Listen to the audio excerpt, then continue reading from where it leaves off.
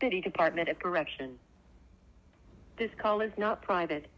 It will be recorded and may be monitored for law enforcement purposes.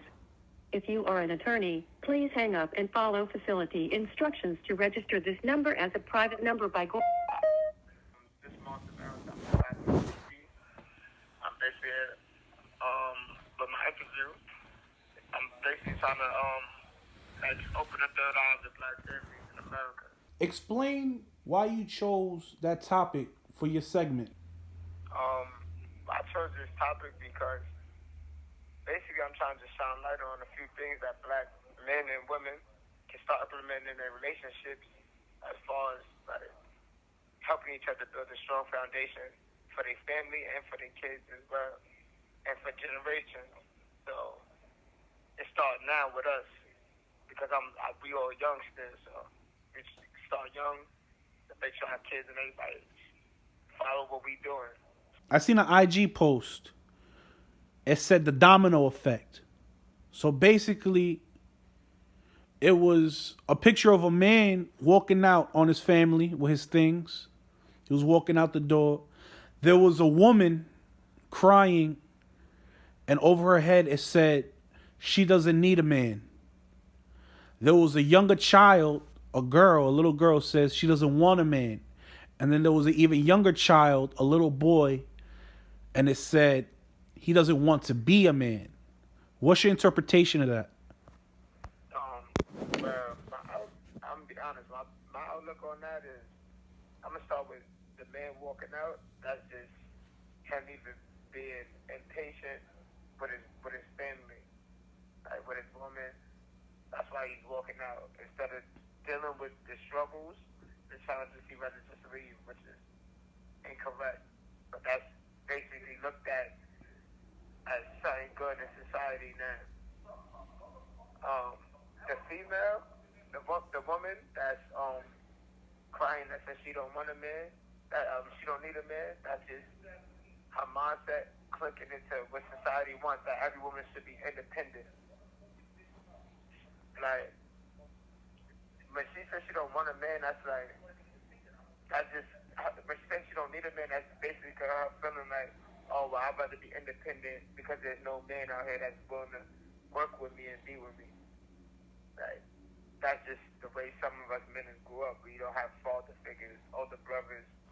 We only know the bullshit that's put on TV or that's done around us. So we automatically run instead of staying and dealing with the struggles and trying to overcome the obstacles. The daughter, when she says she don't want a man, that's just her seeing the way her mother is being treated and how her mother's acting towards men. So in her mind, she feel like, oh, it's acceptable. I don't want a man. In all actuality, because I have a daughter, my daughter loves me to death. So I know all daughters love their fathers or male figures as being their fathers in their lives. So, she only gonna ask how her mother, she see how mother is being treated. The son, when he say he don't want to be a man, that's because he doesn't have a role model. There's no real role models that young men are looking up to, except for like the ones you see on TV, the athletes, the rappers. That's not real role models. Like, so a lot of them went through struggles in life, but those not real role models because you can't really identify with them 100% as far as just being a young man. And then he feel like that because he sees the way his mother's being treated, but she's automatically gonna feel like, oh well, am I gonna be a man? Am I gonna act like this man when I get older at his age? Like, it's an identity crisis thing. But hopefully, if his mother is strong enough, she can make sure that he grows up to be a man, to make sure to stay with his family no matter what, to overcome the obstacles. What are some of the things that black men and women could start working on in their relationship? Well, the first thing I'm going to say is trust. You got to trust in yourself. And male or female, they got to trust in themselves before they can put trust in anyone else or faith in anyone else. Because a lot of people don't trust in themselves. Like, they say they trust in themselves, but they truthfully, in their heart of hearts, they don't really trust in themselves. They're so used to everybody being cunning and conniving and up to no good, so they automatically feel there's no trust there. Love is the second thing. Like, people gotta know how to love themselves unconditionally before they can really love. Before they can love someone else, they have to love themselves unconditionally. 3, education. So like everybody, like as far as male and female and families, they should like educate each other, learn together.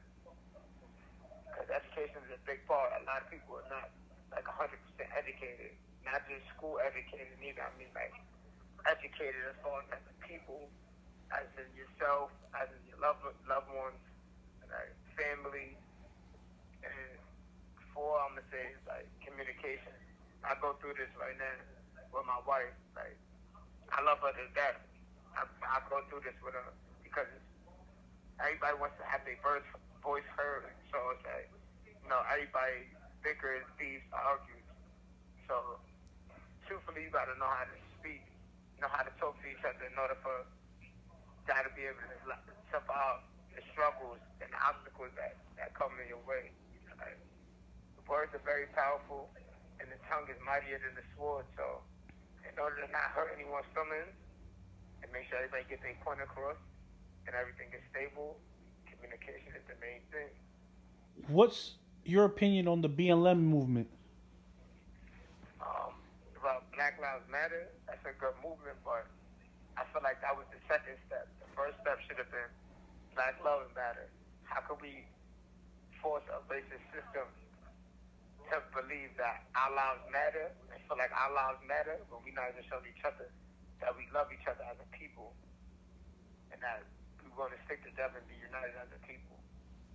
So I feel like that was the second step. The first step should have been showing the system, the racist system, that Black lives matter, that minorities love each other, like blacks love each other. We can be united as one and love each other as a people before we can force y'all to try to make sure y'all love us and that our lives matter. Because even with this movement going on, the racism is still happening.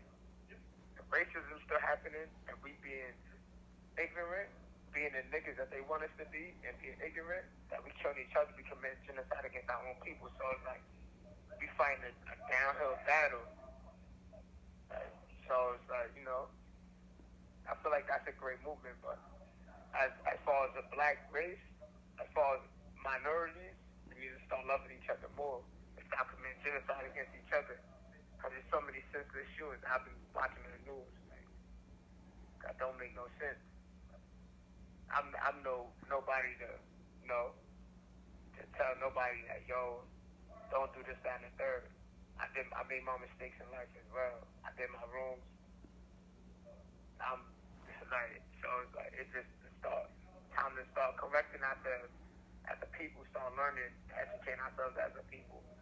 And then after we do that, be united, love each other, I ain't gonna lie, our lives really gonna matter because they're gonna be scared to even fuck with our lives.